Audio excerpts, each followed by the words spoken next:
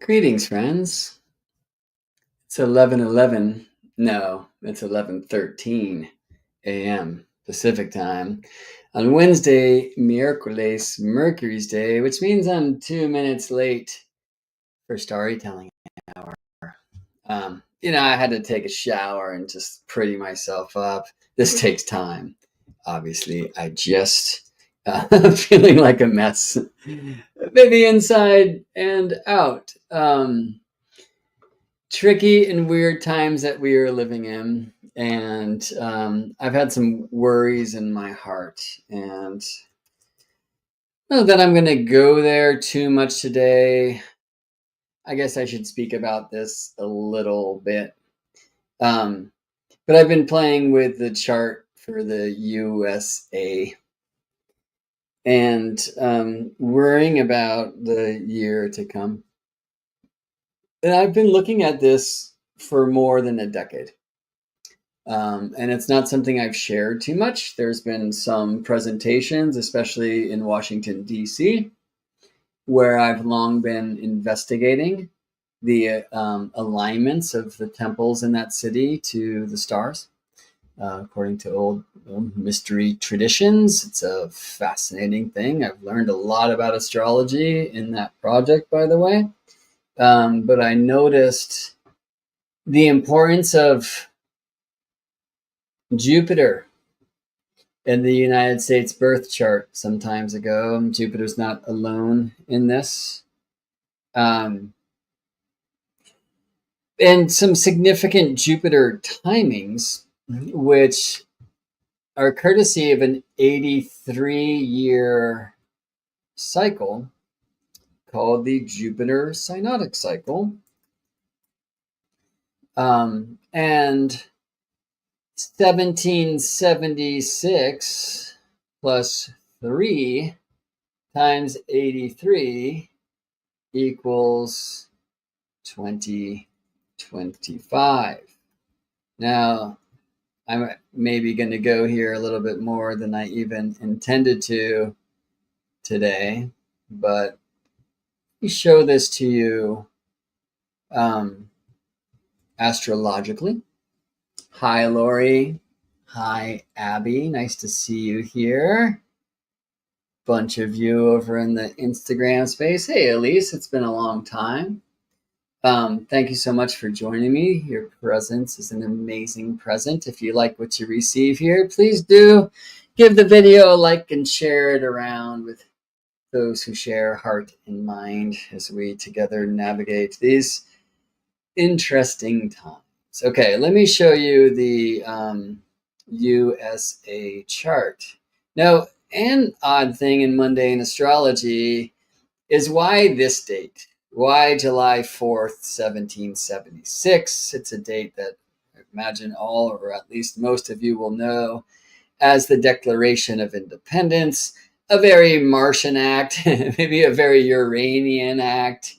By the way, Uranus was not discovered by William Herschel until 5 years after this time in 1781.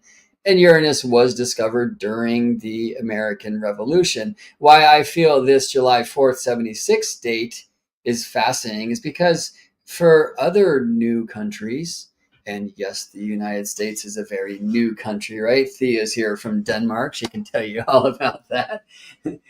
Aoife's here from Ireland. She can tell you all about that. Typically we will find in mundane astrology the time when the country became independent to be the chart for that country, to describe the birth of that country. For the United States, it was the Declaration of Independence that most astrologers use.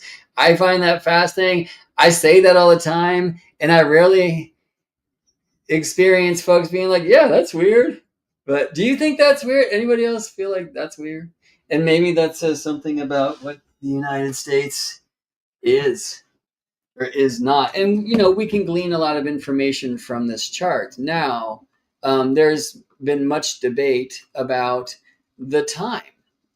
This is a chart that many astrologers use for the United States of America. It's called the Sibley chart. Look into it.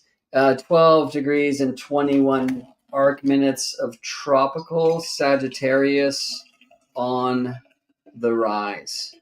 Yeah, you know what? Let's just get into some of this stuff. Dane Rajar, the great humanistic astrologer who changed astrology as we know it, whether you know it or not, also preferred a Sagittarius rising chart, but he rectified a time that was a little bit later in this same hour. We don't have a time recorded, which is interesting because many of those cats wearing wigs in that room in Philadelphia, Pennsylvania, where some suggest an archangel visited. It's an interesting trip. But nobody wrote down the time. You wonder if they elected this thing. So let me share a bit about that, and I'm going to share it from a more astronomical point of view. Let me ask you first this fun question. How long does it take Jupiter to get around the zodiac?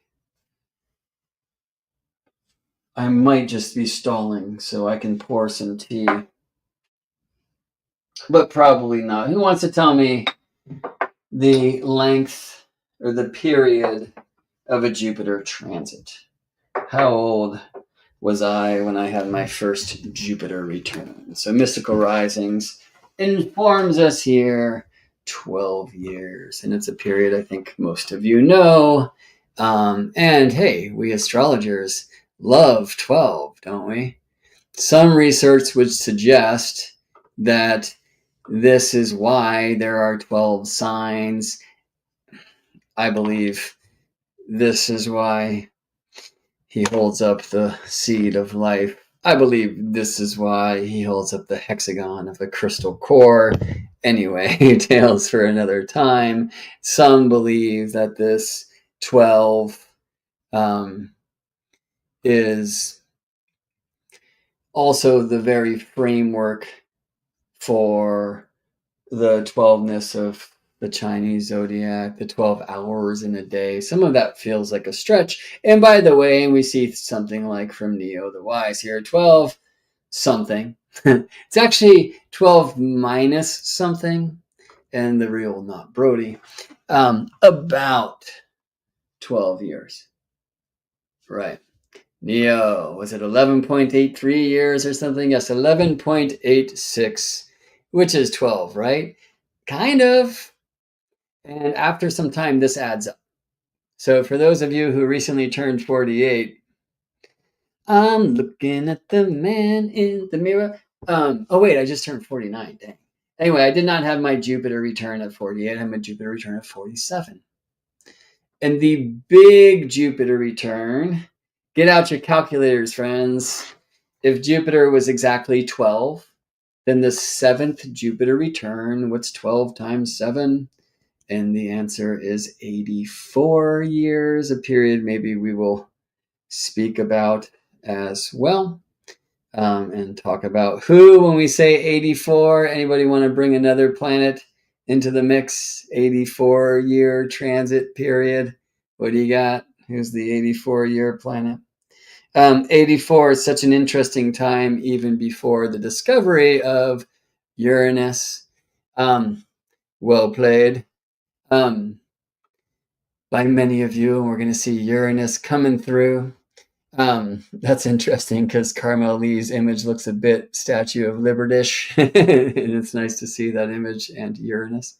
So yes, Uranus, about 84 years around the trip. And another amazing thing about 84 is it is 12 times 7. Well, why would that matter? Of course, in traditional astrology, and with our current eye as well, unless technologically enhanced, 7 visible planetas, Greek for moving star, right? And these include that star called Sun, and that satellite called the Moon, Mercury, Venus, Mars, Jupiter, and Saturn, right? So the ones that we've known about forever, that my dog celebrates with such a beautiful sound.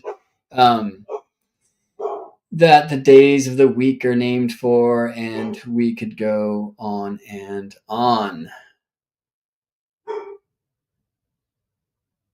I'm just needing to check on that. I will be right back.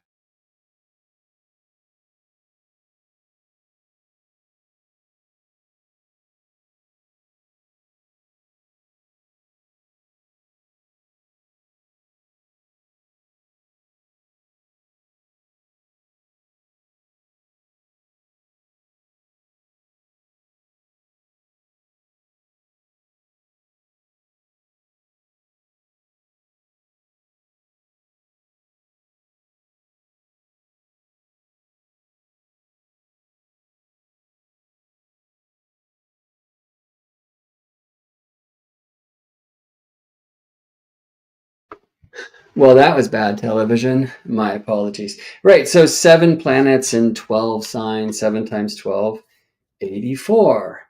What is 7 times 11.86? And the answer is 83.02. So crazy close to 83 years. And so check this out with your own chart. Look at your 83rd solar return and your 166th, which is 83 times 2. Now, you might not make it to 166. I'm not going to take that chip. But anyway, the United States did. And before we go there, let's play with 83 years. And then let me show you the solar return in 1859, which is 1776 plus 83. Notice the proximity of Jupiter. Okay, so this is what we call a synodic return, the phasal return, in this case of Sun and Jupiter, which is an 83-year system. Let me rewind a few years, and I'll show you that at 79, we get the strongest realignment of both Mercury and Mars. All right. But anyway, 83 brings the most significant Jupiter realignment of a long lifetime. And this country's gone longer than that. So 83 years later, we see Jupiter realigned again. This is now 1942. And 83 years after that, we will find another one of these Jupiter synodic returns for the United States of America in 2025. All right. How's your history? What was a major event in 1859? And I would love to ask that more globally, and I will. We have folks from many nodes of Indra's net, or at least this World Wide Web, coming in from many countries live at this time, and maybe some of you are connecting to this thread at a time that I currently perceive to be the future. So we have this question: Civil War. So the official start date that the history books offer for the Civil War, 1861, but it was in 1859 that the John Brown's body event went down.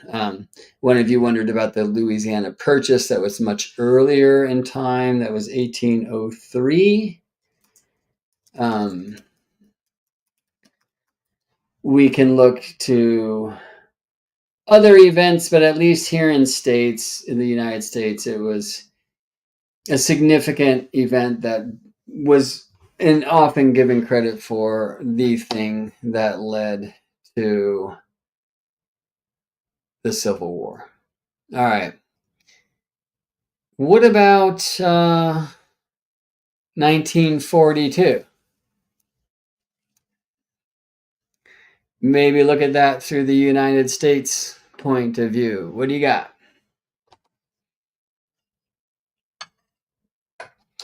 And there was something that at least in title involved the entire world at the time.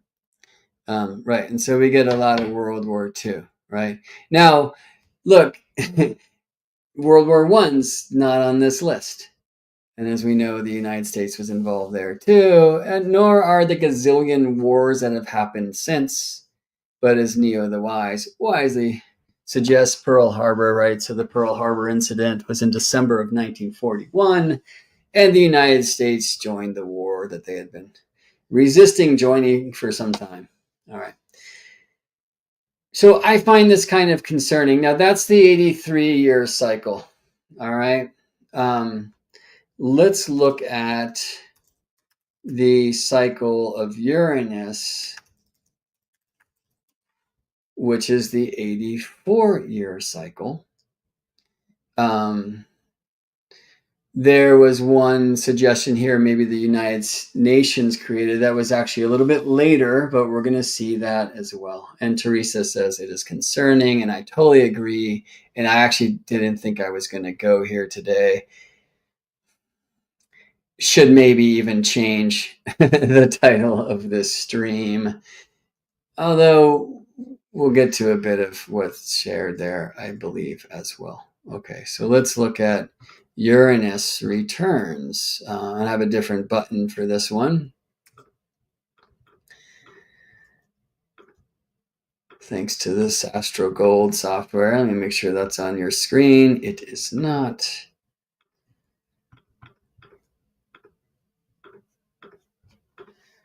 So here is the first Uranus return for the United States, December 1st, 1776. That's intriguing. Why? Because this was Uranus retrograde. Now, it's something, by the way, I had not seen yet. An interesting thing there is, as you can see, the sun opposed Uranus just before this retrograde Uranus came back to the degree where Uranus was at the time of the United States Declaration of Independence on July 4th, 1776. So on November 30th, 76, we get Sun opposite Uranus. Now, I want to say a thing there. I have been initiated. Uranus actually can be seen with the naked eye sometimes, about once a year, depending. This year was not a great one. When would that time be? And the answer is when Earth is closest to Uranus. How do we see this in the chart? It is Sun opposite Uranus, because Earth is the center of the chart, right? And so when we have Sun here and Uranus here, what that means is that Earth in our orbit about the Sun, Uranus, and it's much slower, 84 times slower about the orbit of the Sun. It means that Earth is passing Uranus by. Why is Uranus retrograde in our sky through our zodiac? Because just like a car that's moving fast forward appears to be moving backwards on the highway when you pass them. Yes? And so the Earth is the faster car. And when Uranus is being passed by Earth, this means Earth is as close to that planet as we get. We say Uranus is at that time at perigee, close to Earth, okay? And Uranus is actually bright enough at that time, especially if it's a moonless night, visible to the naked eye. So I got to experience this in Joshua Tree, California some years ago. I actually saw Vesta, the asteroid Vesta, with my naked eye in the same night. It's pretty cool. Speaking of Uranus, I wouldn't have been able to do this without technology. Others maybe could. I could not. So I had, an astronomy app on my phone showing me where Uranus was at the time. And then I got to see the dots nearby. I was like, oh, wow, that one. But no zoom lens, right? Then I just connected. And by the way, this is why when Uranus was kind of freak discovered in 1781, at this very revolutionary time, the American Revolution was happening. The French Revolution was energetically building up. The technological revolution, the industrial revolution was certainly happening, which is why William Herschel and Carolyn had this gigantic telescope in their backyard, and were able to accidentally find this planet. They thought they had found a comet. Uranus we often associate with accidents and also with great changes and often with revolutions in technology. Yes? A lot of this having to do with the zeitgeist of the times during which Uranus was discovered and the way in which Uranus was discovered. All right, so let's look at this time of United States Uranus return. And I mean, again, fascinatingly, we see November 30th, 1776. While certainly the United States is still at war, for those of you, well, let me leave that behind. Uranus, of course, after this time is going to station direct. And then the United States will have a second Uranus return shortly after its birth. And this was in 1777. It might be interesting to look at those dates and what was happening in the war between Britain and the United States. Anyway, if I push this Uranus return button again, we are going to go 84 years later with 1776 plus 84, and the answer is 1860, right? So you can see this one is a little bit before 84 years, but, only 18 days before. Let's actually look at the U.S. solar return in 1860. And you can find Uranus here only a degree away. On July 5th, 1860, this particular solar return for the United States, turning 84 at 12:12 a.m., if indeed this was the time when the declaration was signed. And we get this next Uranus return. So 1860, which of course is closer to 1861 and kind of the historical start date for the Civil War than the 1859 time frame of the previous solar return, which again, 83 years after U.S.A.'s birth, brings the Jupiter Synodic Return. Okay, well, let's go to the next Uranus return. And you'll see why I'm interested in Jupiter here, and then I'll show you a couple other reasons. So by the way, in 1860 we get 3, and actually the third is going to be in 1861. So perhaps that feels much more aligned to Civil War, right? All right, well, the next Uranus return 84 years later in 1944, May 30th, 1944. Interestingly, look, it's during Uranus Cazimi. I'm suspecting that means, and I'm right, that then in 1944 there was only one exact Uranus return for the U.S.A. chart. Here's the next one in 2027. I can't say I'm not a bit concerned about this, because let's just consider 1944, right? Now, obviously, if you prefer to get your news from the TV screen, I almost spit water on my keyboard. You're going to hear all sorts of things, right, about Hitler now and how similar this is to back then and whatnot. So, I mean, there's an interesting parallel, whether war's coming our way or not, and I sure pray it is not, but I've been concerned, as I said, for many, many years about this now. Maybe I can just edit this thing to say World War III and the astrology of Trump Synastry with the U.S.A. Because I guess that's where we're going, friends. So call a spade, if you will. World War III question mark. I wish I could put 500 question marks, and I prefer it to be no, if that is a question that we're asked to answer. And the astrology, as I've shared, has had me long concerned, okay? Well, of course, it was not 1944 when the United States entered World War II, and it certainly is not all about the United States, is it? And what happened sometime not long after this 1944 U.S.A. Uranus return? And the answer is the incredibly Uranian end to that war when the United States dropped the nuclear bombs. I quickly get to this date, which might, by the way, support the Sibley chart. August 17th, 1945. How did I get there? I asked the computer to show me Mars conjunct Uranus.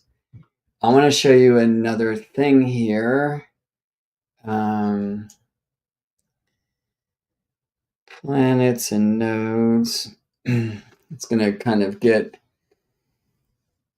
packed here, but at this time of Mars conjunct Uranus on August 17th, 1945, the conjunction between these two volatile planets, to use that term, Mars and Uranus, occurred at Uranus's north node. And I think it might be beneficial to show this to you astronomically. So we're going to head to Stellarium Astronomy Software. I just wanted to take a moment because I'm realizing I had a client's birth chart up there. So while I have the screen hidden from your point of view, I'm going to ask Stellarium to bring us to Philadelphia, Pennsylvania. And we're going to go to August 17th, 1945 at 12:59 p.m., which, if the ephemerides or planetary tables utilized by AstroGold software are correct, was the moment in which Gemini Mars conjoined Uranus at the Uranian North Node, and very close to the North Node of Mars at that time. And by the way, quite near this descendant for the United States, if we take the Sibley time, a trine to Mars, trine to Saturn, close to the Mars-Uranus midpoint. You also see the node, the south node of Mars at Saturn at the time, and I could go on and on. But let's, again, just take a peek at this astronomically. I'm going to tell you a little bit about planetary nodes. So August 17th, 1945. Now, before I do, I just want to ask this. Would one of you please let me know if you're able to see the astronomy software here on your screen? 8/17/1945.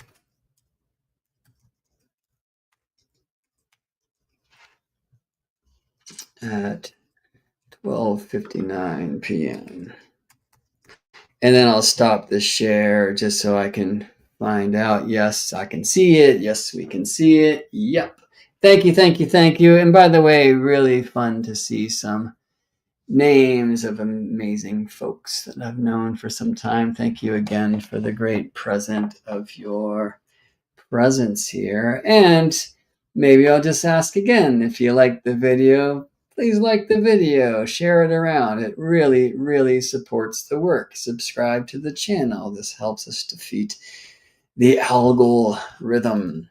Not that I don't love that star, but what a cute way to say it. Okay, so let's look at this moment in time from this astronomical point of view.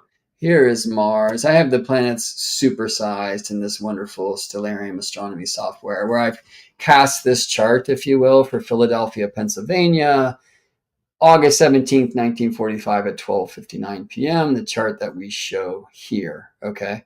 Now, I could relocate this to Washington, D.C., not so far away, where the Pentagon resided at that time. We might want to look at Hiroshima and Nagasaki.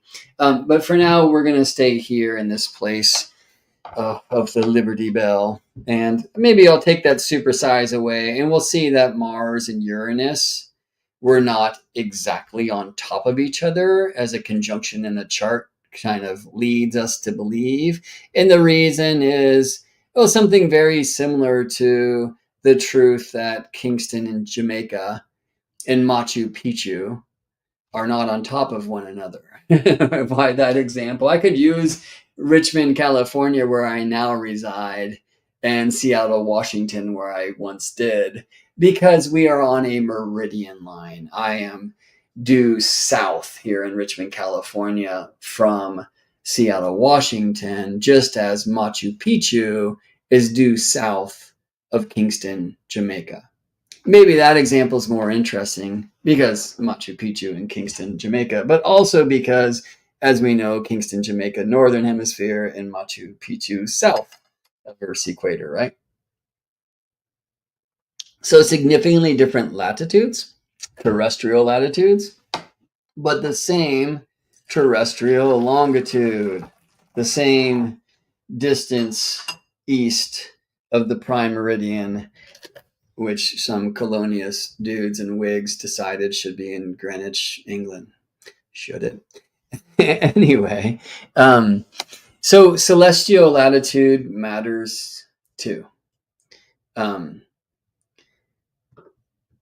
at this time of the Mars-Uranus conjunction, at the Uranian North Node, August 17th, 1945, Mars was well south of Uranus.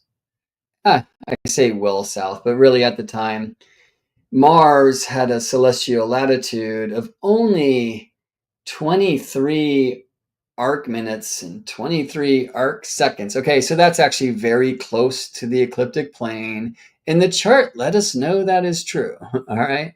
Where Uranus has a celestial latitude of 0 or 16 arc seconds. Now, how does the chart let us see that? Because Uranus and Mars are conjunct the Uranian node. And what is the Uranian node? Well, let's go back here and zoom out. This golden curve or circle is the path of the sun through Earth's sky. Really, it's the plane of Earth's orbit about the light. But from our point of view, as we watch the sun move from one constellation of the zodiac to the next, we are experiencing Earth's annual revolution or orbit, right? Because our solar system is relatively flat, the planets stay close to that solar path, the ecliptic plane, but they all have their own jams, right? Every planet's path is going to cross the ecliptic in two places. So I'm showing you here in red the orbital path of Mars as seen from Philadelphia at this time. In this place where Mars's path here in red crosses that of the sun, the ecliptic, the heart of the zodiac shown here in gold, that is the north node of Mars. Now it's important to say, and you can see this on the chart, here's Mars at Mars's north node, quite close. Well, look at Mars's south node is not opposite that Gemini north node, but is rather here in Libra. And that might be surprising to you because most nodal focus is only on the nodes of the moon, those two places where the moon's path snakes above and below the path of the sun, right? And this is why they have long been called the serpent's head, the serpent's tail, where we see eclipses, which is the moon and the sun meeting at a lunar node, being one of the lights eaten by a dragon and such. Yes. The lunar nodes are always exactly opposite one another. So if one's in Gemini, the other's exactly opposite in Sagittarius. This is not true for the planetary nodes, at least when we look from earthly point of view. The planetary nodes can also be considered heliocentrically, which would be from the sun, seeing where that planet's orbital path intersects with Earth's. But y'all don't live on the sun, do you? Maybe Mystical Risings does. I don't. I'm here on Earth. I'm much more concerned with the Earth point of view. And the truth is, planetary nodes on Earth do not oppose. For Mercury and Venus, they actually can conjoin. And this is not meant to be a class on planetary nodes. But while we're on this subject, I highly recommend the work of Mark Jones in regards to planetary nodes. Mark wrote a wonderful book just a few years ago. I'm going to bring this up so I can tell you what it is called. Highly recommended. And I'm not talking about the Mark Jones who is a contemporary with Dane Rudhyar back in the day, but rather the Mark Jones who resides now in Wales and runs his Pluto school. And Mark wrote a really amazing book called The Planetary Nodes and Collective Evolution. Why not put this on the screen? Right? Mark is a wonderful astrologer. It is a wonderful book. It looks like this, and the author looks like that. All right. So check out Mark's work if you're not familiar with him, Pluto School, and pick up this book. And one thing that he mentions in this book was that, the nuclear bombs, and I mean the ones that the United States dropped on Japan, coincided with Uranus at the Uranus node. By the way, the discovery of Uranus at Uranus node. Now, let me get some dates. I have the charts, but I don't think I want to go here right now. But the atomic bombings, I can't even say it. So terrible. Of Hiroshima and Nagasaki were August 6th and 9th, 1945, respectively. All right. So as we look to this chart, we find not those dates, but dates not too far removed, August 17th. We actually just go back 11. Oh, you know what? The computer's having a hard time because the nodes are on the screen. So we're going to just have to deal with its clicking. Let me take the nodes away so we can more quickly rewind in time. Here's August 6th, Hiroshima. And let me show you planets and planetary nodes. Okay, so Mars is now in Gemini, Uranus only 15 arc minutes from the Uranian North Node, and Mars very close to his own. Okay, get a few days later to Nagasaki, and we will see Mars rapidly approaching Uranus here. Interestingly, a Leo new moon in a fascinating place of the zodiac in regards to our current explorations. So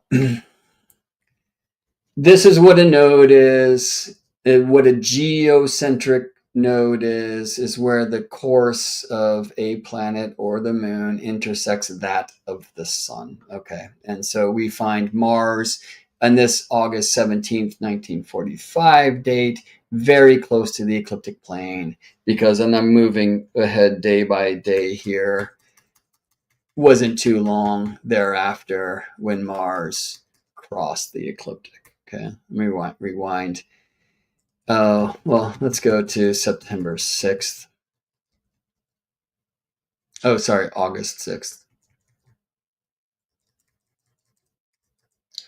And you can see how close Mars is. I need to supersize the planets here to find Uranus, who's much further away, though much bigger than Mars. So far away appears to be much smaller in our sky. Uranus with its amazing sideways rings. And you can just see at the time, August 6th, which was the Hiroshima bomb, Uranus has a celestial latitude of just basically 10 arc seconds, okay? Which means Uranus is at Uranus's node. And I'll keep Uranus highlighted as I move through the days.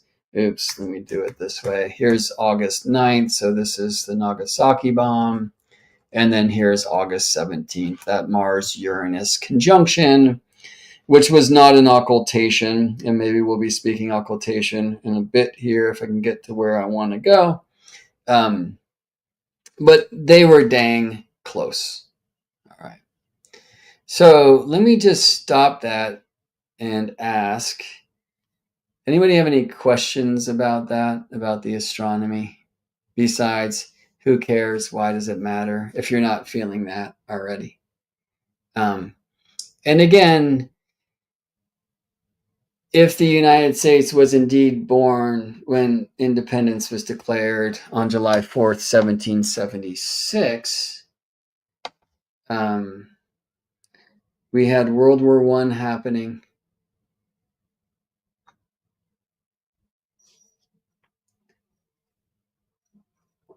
In between the two events, I want to bring your attention back to, which was the Civil War at the United States' first Uranus return, and the midst of World War II, moving towards the end, when, in the deserts of New Mexico, the atomic weapons were being developed. I should say nuclear weapons, I guess.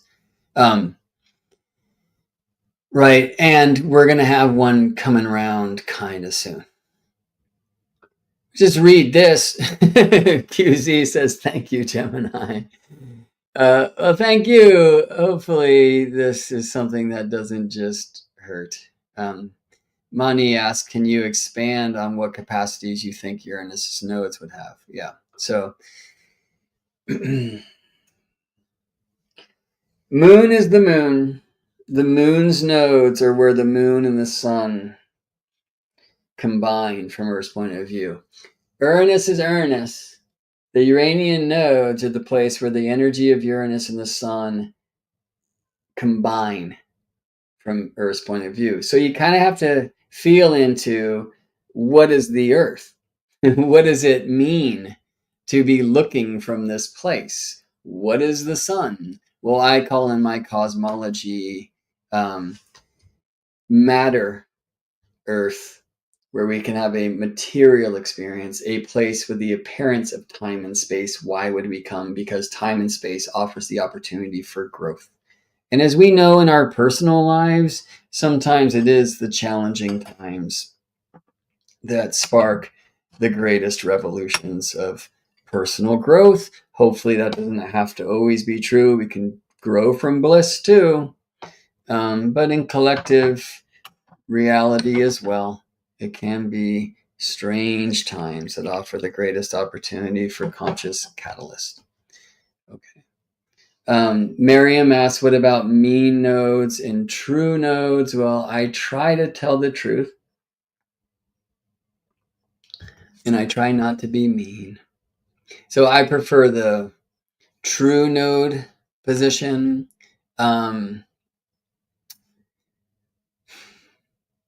Do mean and true apply to planetary nodes?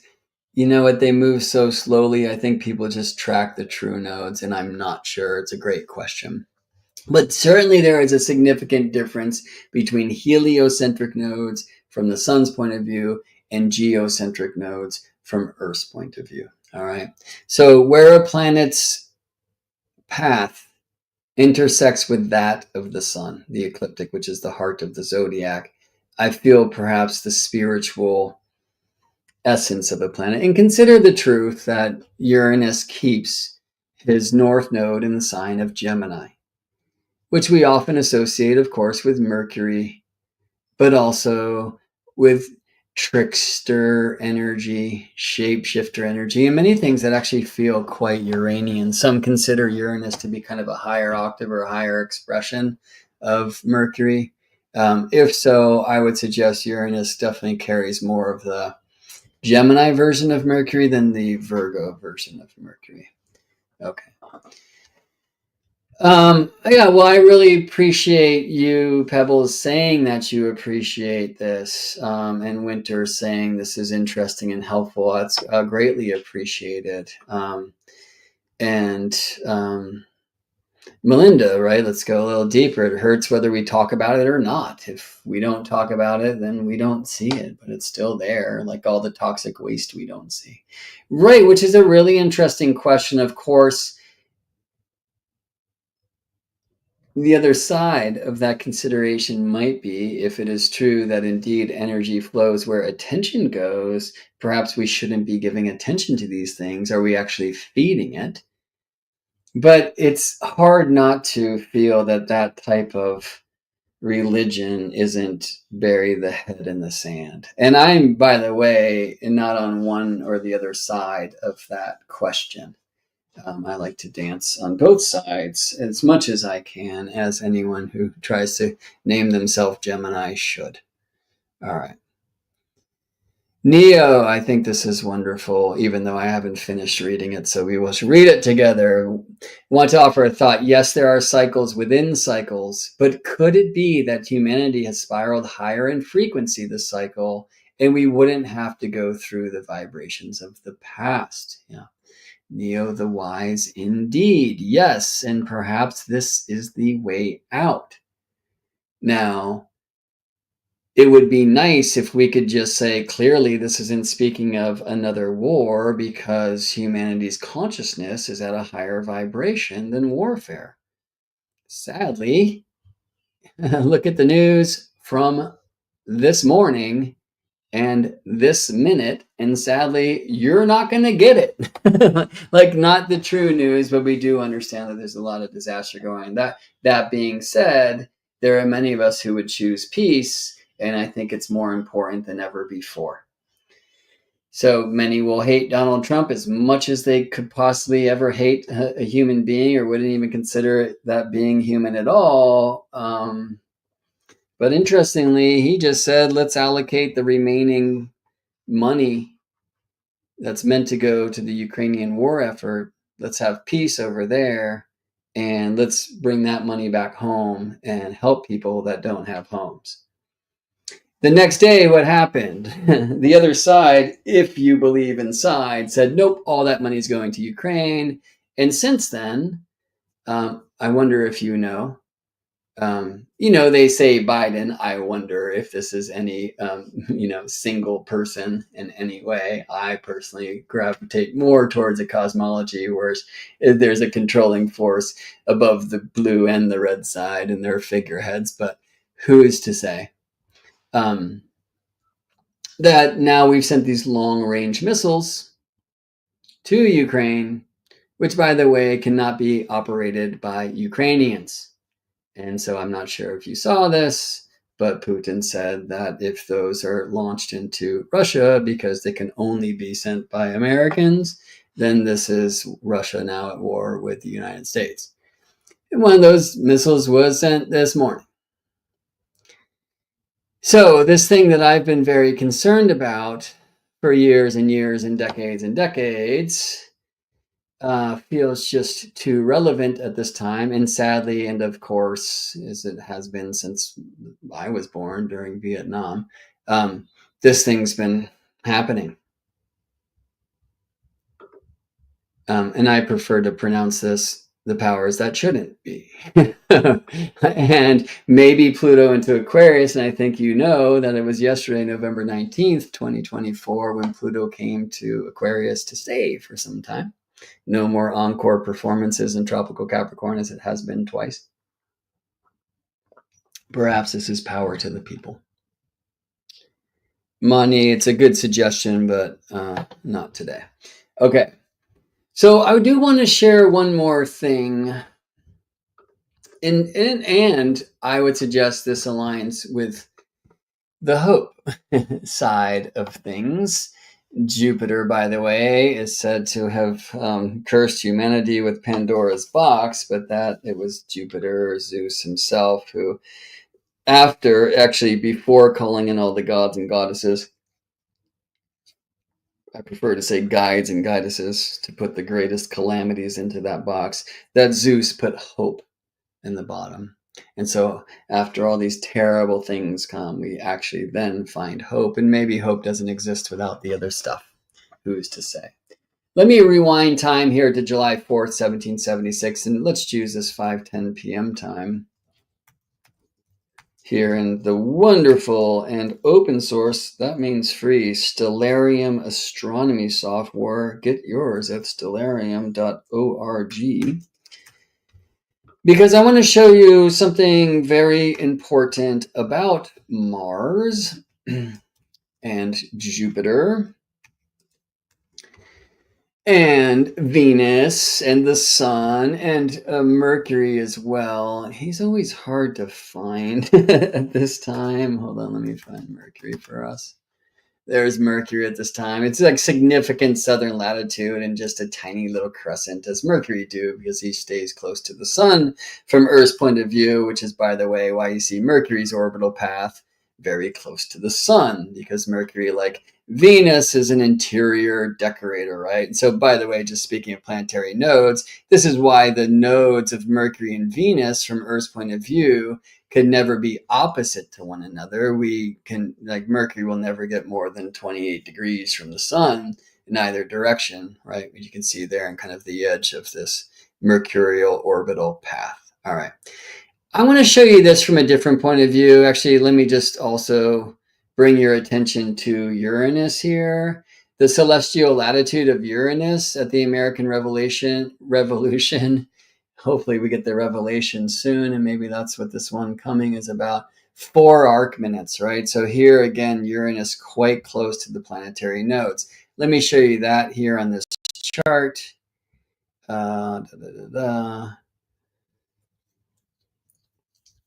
So south node of Uranus conjunct the south node of Mars, with Uranus on one side of them and Mars on the other at this time. I actually just noticed in Stellarium that Mercury and Venus's nodes were together, and on go.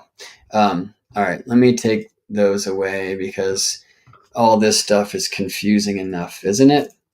All right, so back here we go, and I'm going to change the sky culture through which we are gazing at the heavens from.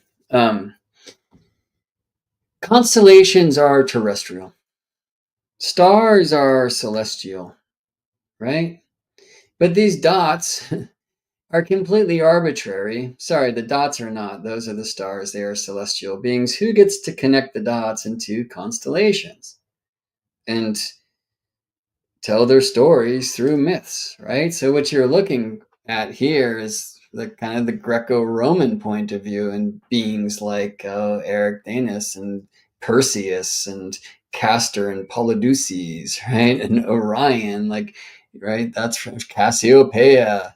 That's from a particular tradition, right? Let's look to the same sky through a different point of view, and we're going to look through the Dakota lens. Who consider this great place of space. It's one of the only 2 intersections of the ecliptic, that's the path of the sun, and therefore the plane of our solar system, with the Milky Way, which is the plane of our like the band of our galaxy, right? The central core of our galaxy. Now, the central core is actually on the opposite side, galactic center. And the astronomers call this galactic anticenter. I was taught by my first teacher, Daniel Gemario, to call this more respectfully the galactic edge. And I was also taught by Daniel, and I went and read the work of Ronald Goodman, who was a researcher who sat with many elders from the Lakota tradition and presented what he was taught through a book called Lakota Star Knowledge. And that's where we learned about the sacred hoop of stars. Now, the sacred hoop is on Earth as well. It's in the so-called Black Hills, like what the white man has come to call Devil's Tower was called by the Lakota the Bear's Den. All right, and that's the same stars that others see as the twins, Castor and Polydeuces. So as above, so below. This is on Earth, the great racetrack, and it is in the heavens. And as the story goes, this is the place where our souls come from. So it's a very interesting thing that Mars, and this was a very Martian event, a declaration of independence, which was a declaration of war. Uranus may be more aligned to the Declaration of Independence. Uranus not discovered yet. Just because we don't see it doesn't mean we don't be it, maybe even if we don't know about it. There's something about this Venus, Jupiter, Sun, and Cancer, all in this sacred hoop. And you can see Mercury just a bit outside as far as the way that the artist drew this. But Mercury was retrograde, so let me show you a few days later, Mercury coming in as the sun goes out. All right. Well, 11.86 years for Jupiter to go all the way around. We're going to call that 12 because I can only click easily that way. 1, 2, 3, 4, 5, 6, 7, 8, 9, 10, 11, 12. And it was around this time of Jupiter coming through the hoop again when the Constitution of the United States came through. All right. 12 years later, when Jupiter came through the hoop once again, the very strange death of George Washington, who was basically leached to death. And that might be a tale for another time, but I'll just suggest that it was potentially elected as a good exit date, because there is something here that can also be seen, my work has shown, in some quotes from Christ in the Bible, and also painted on the ceiling of the United States Capitol, which is a clear image of a space-time alignment that describes the age in which we live now as this great turning. And it encourages me to get back to what Neo brought forth before. There are cycles within cycles, but could it be that humanity has spiraled higher in frequency this cycle, and we wouldn't have to go through the vibrations of the past? May it be true.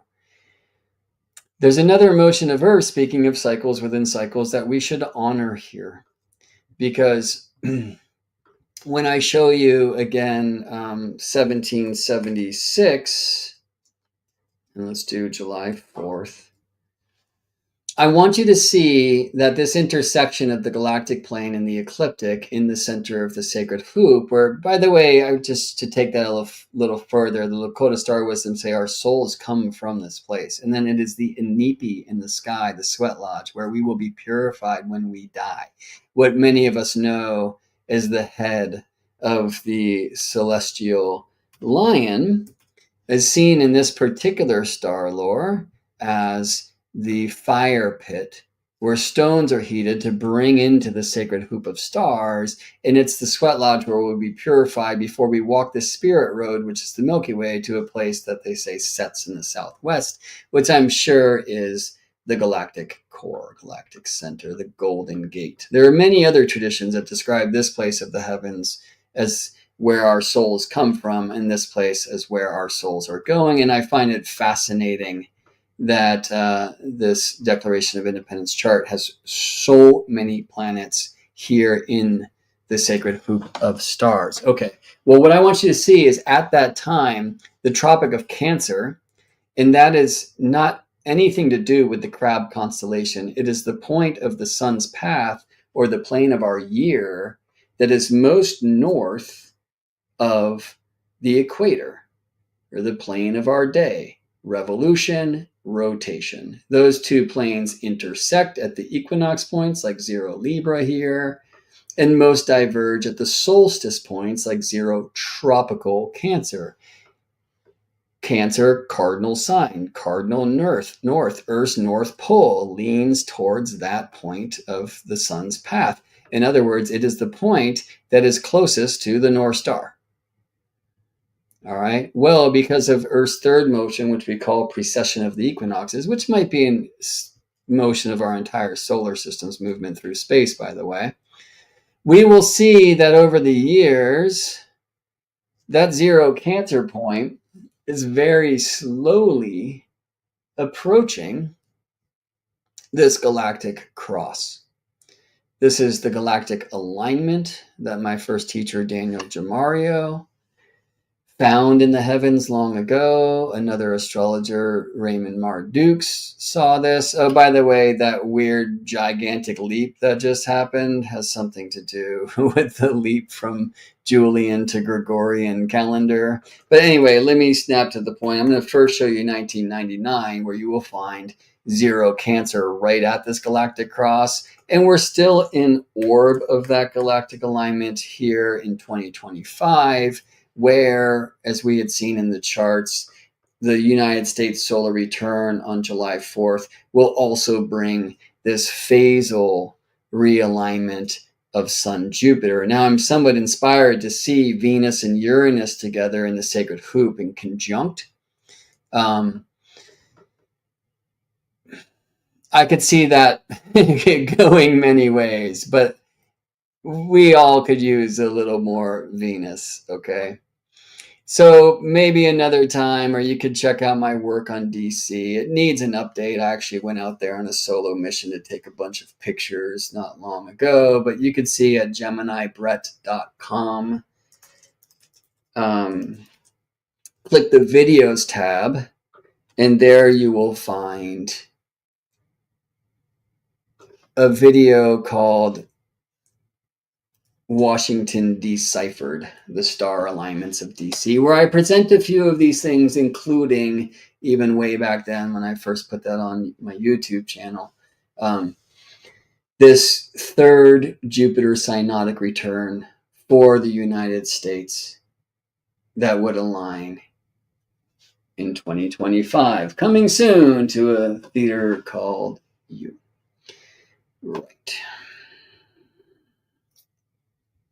I am sorry to hear one of you write that you are a huge mess having some mental health problems today. I think that's true for so many. And you write, for me, not driving while I'm streaming, you get so anxious watching people drive. I suggest you don't do it. Or just put your phone down and don't look. I mean, if you do, notice that I don't look at the camera. I'm looking at the road. Unless I'm like slowed, stopped. But I definitely understand where you're coming from on that. But here's the truth. If you're feeling super anxious, look away from the things that make you anxious and look towards some things that bring peace and calm. That is not checking out. It is not burying your head in the sand. Resource yourself. Speak to human beings. See their light. Feel the truth that indeed we are in a changing time and we are moving towards a much more beautiful way. And we can see comments coming through like sending hugs and love your way, right? I have the great fortune of sitting in consultation as a counseling astrologer every day almost of my life with amazing people just like you. If I look at the news, I have no faith in humanity. Through my work and my connections and my community and like your beautiful comments here and your courage and authenticity in that statement, by the way. So much respect for love, admiration, hope, and it's beyond hope, faith in human beings. We're going to be okay. And I would just suggest that the things that are making us anxious are literally designed to. Because an anxious mind will create difficult experience, and an anxious collective consciousness will create all sorts of challenge. And so it's again why I sometimes hesitate to go here astrologically. But I think if we can utilize these vehicles that can be somewhat scary to get to a more beautiful place, right? It's the storm is here. And by the way, just watching a murder of crows playing in the storm out here as I speak. And they are some of my greatest guide beings. They are having a lot of fun. I mean, talking about 50 crows and now they're gone. Right. Like the storm is here. Are we going to white knuckle grip to the place where we've lived? Are we going to fight like the red team and fight like the blue team demands? Are we going to maybe even let the wheel go and see where the storm takes us? Because may it be to a much more beautiful land. I don't think we get there by burying our heads in the sand. I do think we get there through self-care, through community, right? Through witnessing one another. I mean, I cannot beg you enough, if you feel inclined towards one or the other side, in any sideism, to find somebody on the opposite place and ask them a bit about their life and see if there's any way that you actually do relate. Okay, well, let's bring in one of the most divisive beings ever to this scene. You know what? Let me stop that for a second. I just want to make sure I don't have any client charts here. Okay, I don't. Cool. That would not be cool.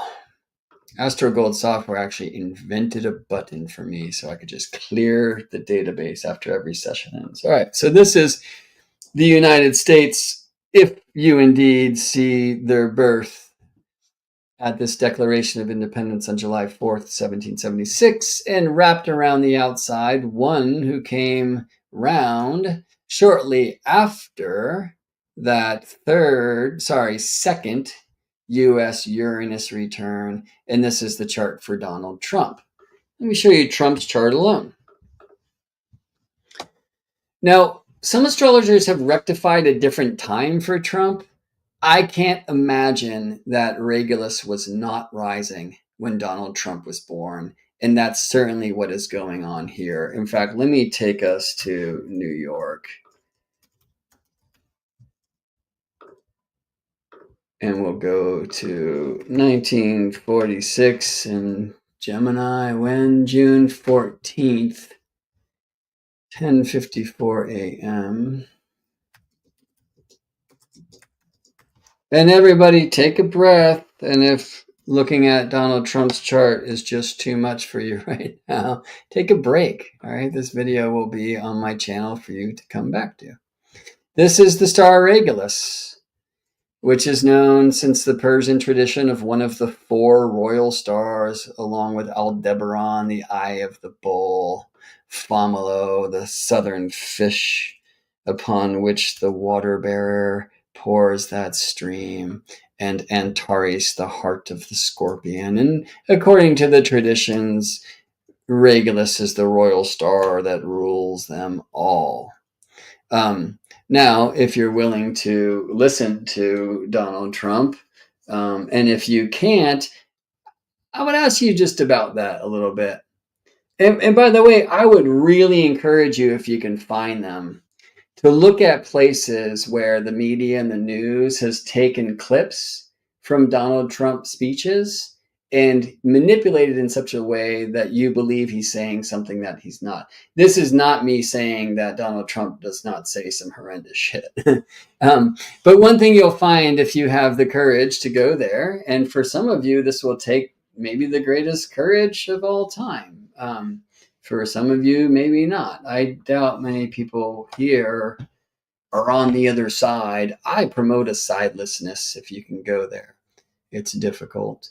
But anyway, a thing that Trump said a bunch. I mean, like, Trump's hilariously Gemini. He's like worse than me in that he can't finish a sentence. It is really like, I mean, even with the content of the story, if that's difficult for you, it's understood.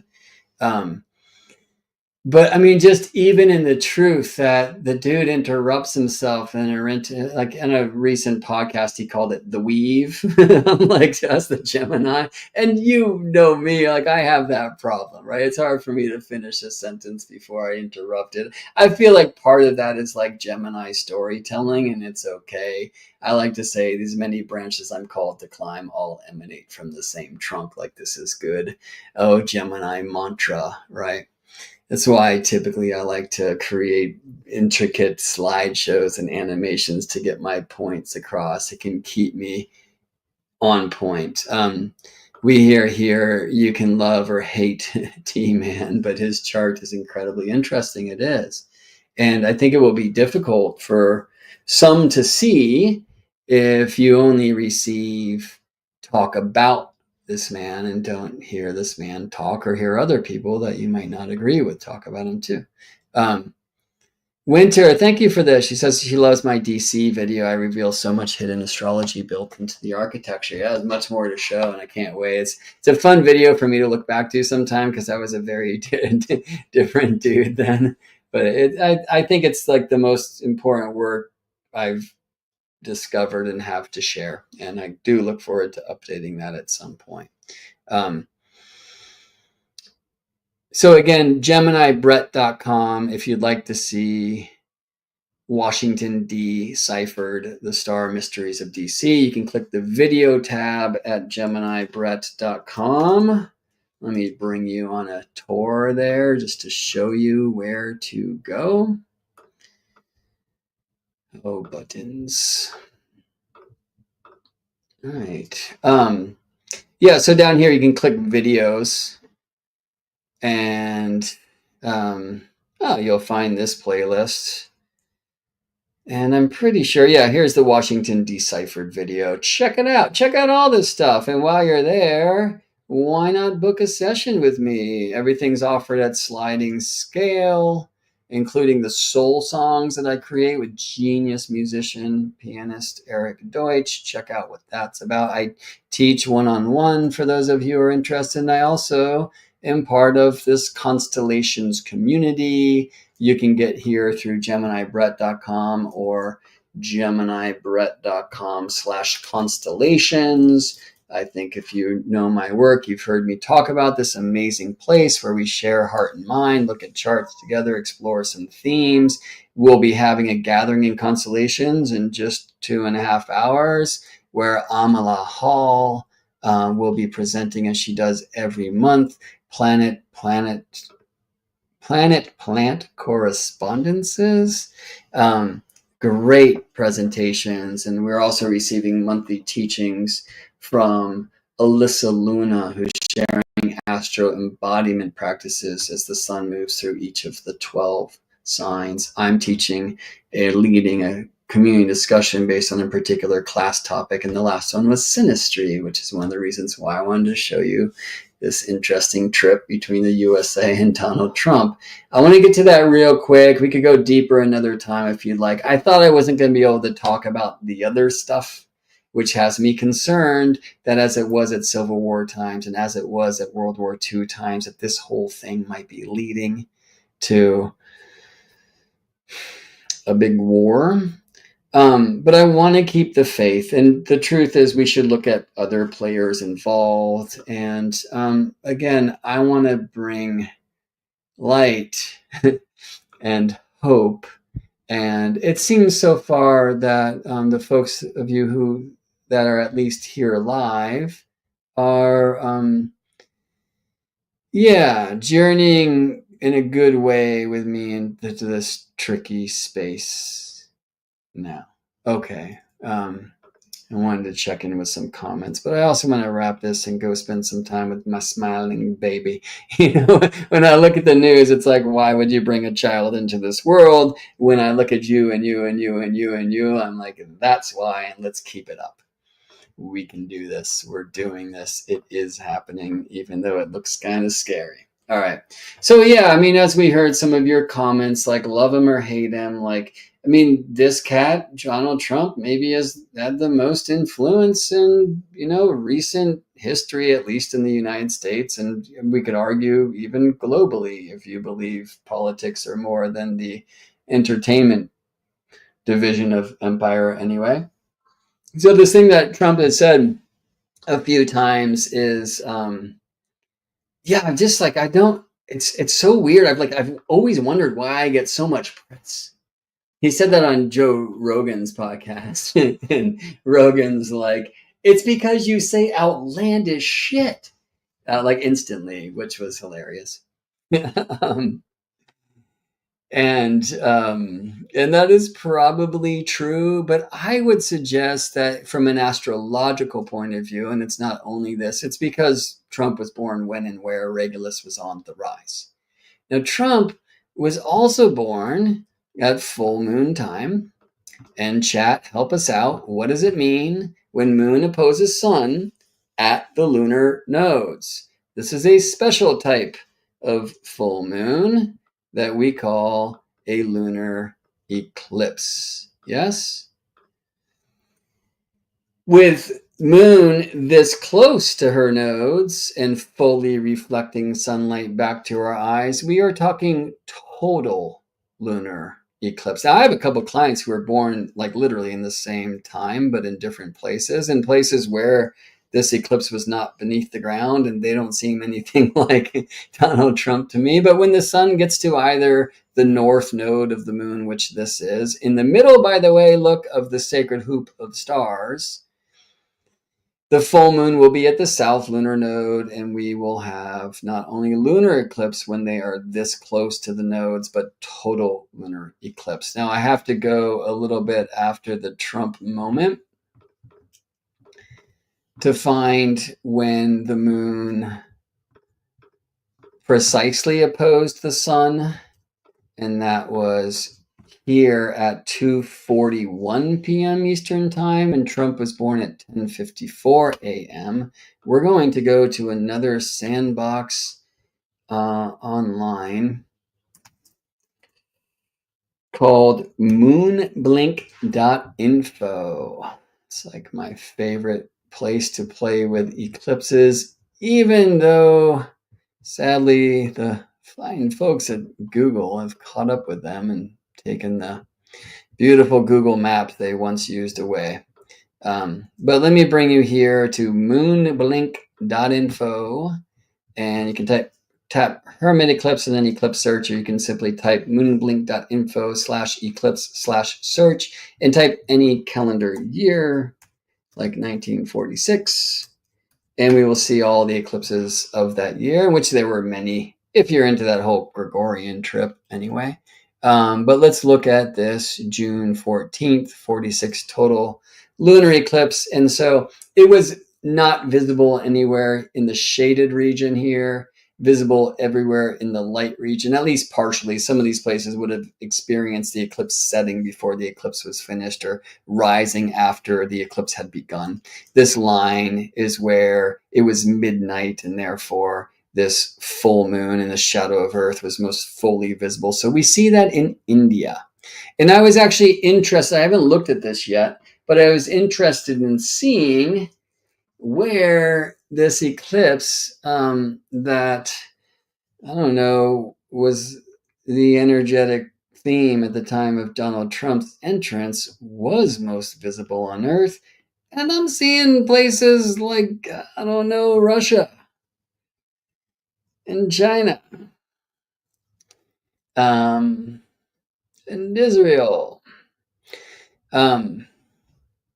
So maybe concerning. I just want to share an interesting truth that one of the things I love about lunar eclipses in this like dawning of the Aquarian age, where we get to see photographs from many places in the world who are experiencing the same amazing astronomical event, right? Because of parallax, which is the result of moon being so close to Earth, okay? And so this means that the distance of moon from the center of Earth to the surface of Earth is significant enough to be measured and experienced. The distance of the moon from Ireland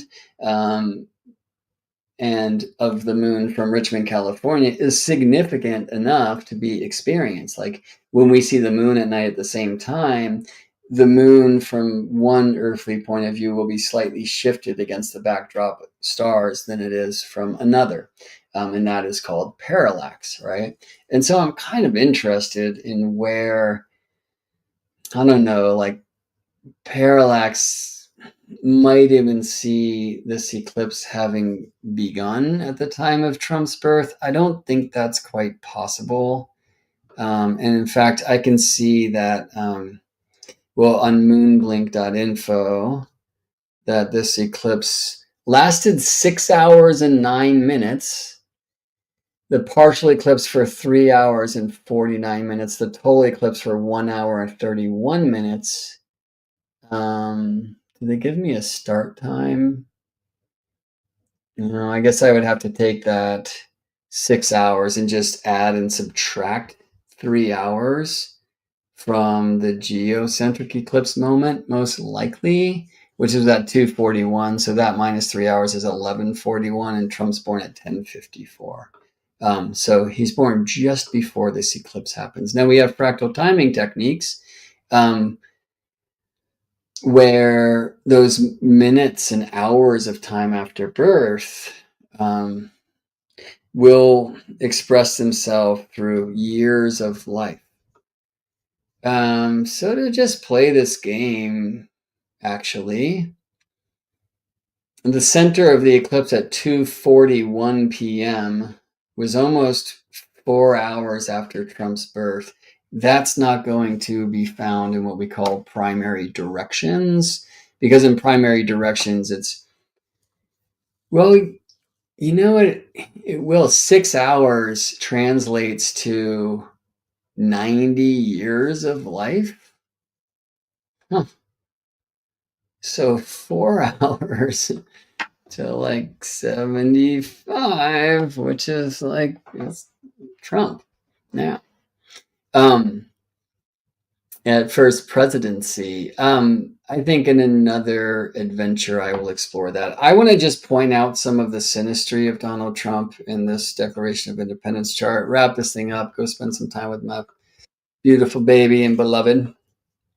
And then maybe we'll do more of this down the road. Certainly in constellations, I think I will hold space while we can discuss these strange things in community as we do. And I host a community discussion every Saturday morning when I'm not teaching in constellations. And we have other community discussions there where we can share heart and mind throughout the week, regularly scheduled. Please consider joining Constellations. It's a wonderful place where you can share your view astrologically or otherwise.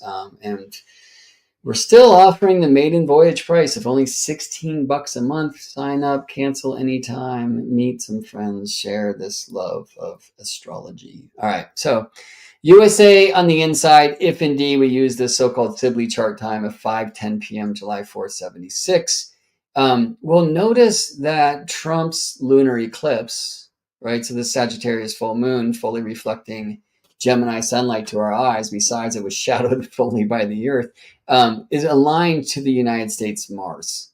Now that might be concerning.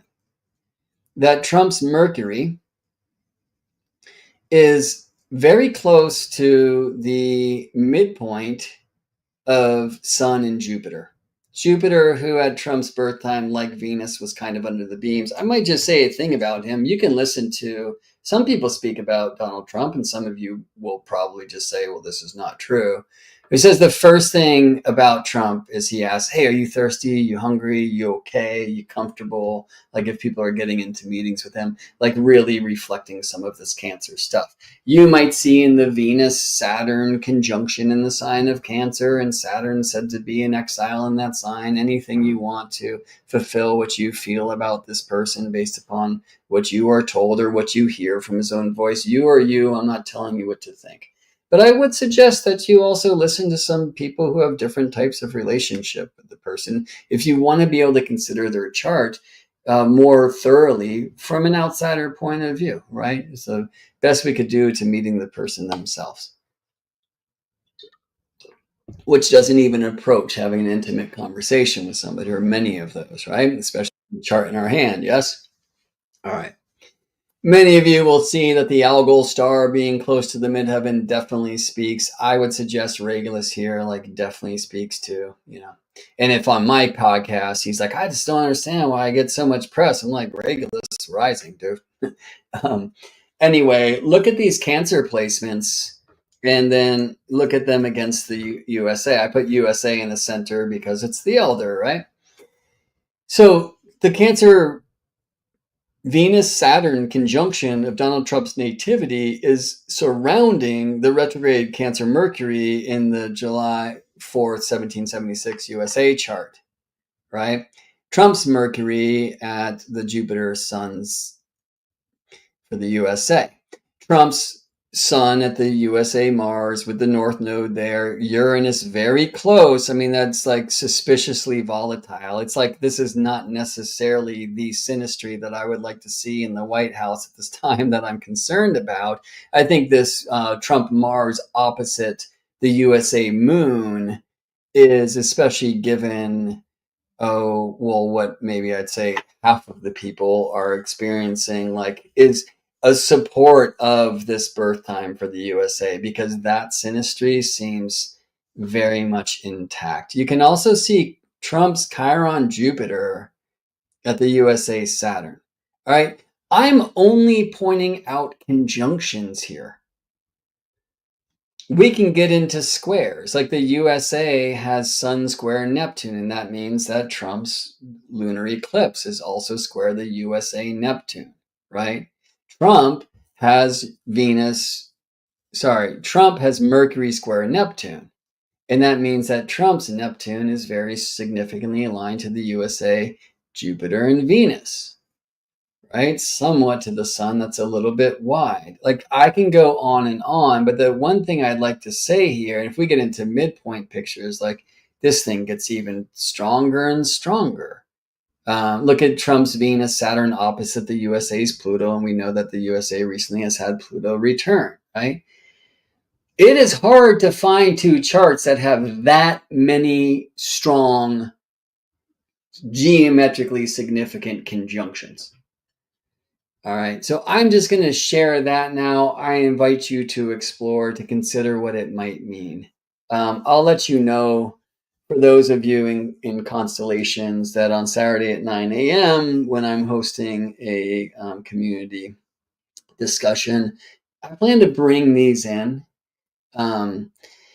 gently and see what we see and share what we share and hold space for one another to keep hope, light, faith alive, regardless of who sits on some throne, if that thing even exists in some house in DC anyway. All right. Well, thank you for spending some time here with me, friends. We've seen a very consistent number from the beginning to the end. So I'm hearing from Michelle here, Trump, Vance, Elon, RFK, all their charts are very interesting together. Yeah. And with the Sibley chart. Yeah, agreed. And maybe things to tune in together. So if you want to do more of that, just join Constellations and join me this Saturday. Will be 9 a.m. Pacific time. Again, $16 for a month. You can leave whatever. There's a different teaching every week. Oh, I forgot to mention before, the priestess Phelan Shiva, who leads an Astro Tarot circle once a week as well. If you're interested in astro herbalism and planet correspondence, go join right now, because Amala is about to share some just deep and beautiful embodied planet knowledge at 3 p.m. Pacific today, November 20th. Everything's recorded as far as the teachings go, and the community discussions never are, so we can have a safe space and you don't feel like you're on some record. And so hopefully you feel supported in being able to share, regardless of if you feel you're on one side or the other. And hopefully you can even share that you get annoyed when I promote sidelessness. Is that even possible? Good question. I hope this helped in some way and didn't hurt. Let's even when the music is most intense or foreign. Let's choose to dance anyway. Thank you for being you. Thank you for bringing the great present of your presence here to Storytelling Hour with me today. Please like the video. Please subscribe to the channel if you're watching in the places where you can. Please share this around with folks of like heart and mind. Please, if you completely disagree with anything I have to say, feel free to show up and share. That doesn't mean I won't retort, but I will do my best not to have my feelings hurt, because I want open discourse in any way possible. And I've had that with so many of you. And I look forward to this Saturday in Constellations, taking this thing a little bit further and really trying to investigate this from a deep astrological point of view. All right, see you in space, friends. Be well. Buttons.